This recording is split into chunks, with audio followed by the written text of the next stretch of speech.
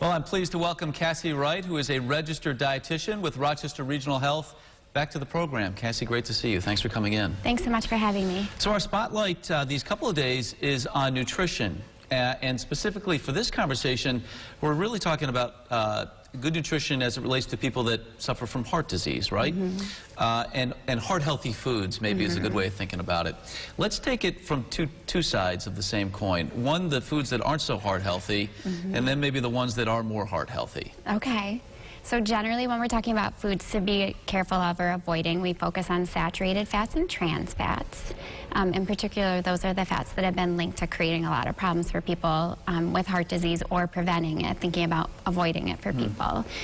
Typically, guidelines really encourage men and women to be under 20 and 15 grams of saturated fat a day, and the foods that provide those are the foods that were once alive and breathing. Cows, pigs, things like that. Trans fats are foods that, it's a type of fat that's typically added artificially to foods. Typically packaged foods is where you'll find them. So we generally encourage people to be reading labels for trans fats, particularly partially hydrogenated oils.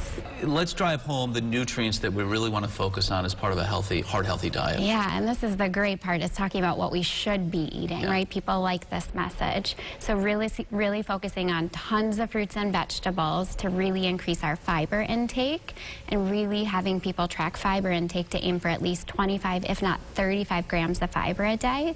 The foods that provide those are things like lentils, beans, fruits and vegetables, nuts, nut butters, really a lot of our plant foods, foods that grow in the ground or on trees.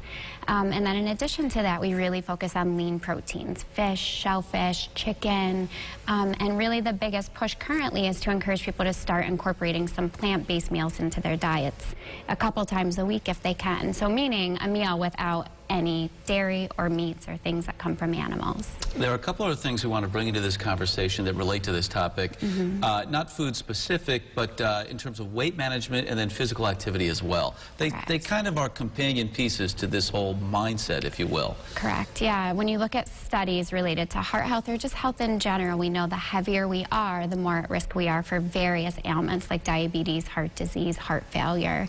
And so really helping people focus on a 7 to 10% weight loss can drastically improve their health outcomes for the long term. And then, of course, outside of nutrition related to weight management, really focusing on physical activity, particularly breaking up sedentary time, is something we talk about. You know, setting your microwave for every 20 minutes to force yourself to get up and turn it off.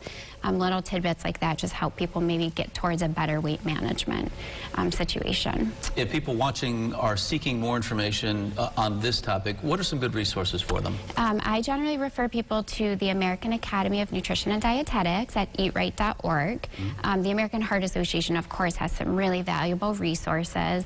And then if people are willing to go to USDA dietary guidelines, there's some really great pictures and graphics that help encourage healthy foods through visual sort of education. Well, thank you for coming in. We appreciate all of this as always. Good to see you again. Thanks, you too. If you missed any of those recommendations from Cassie, we are sharing them on our website as well. You'll find them posted at rochesterfirst.com.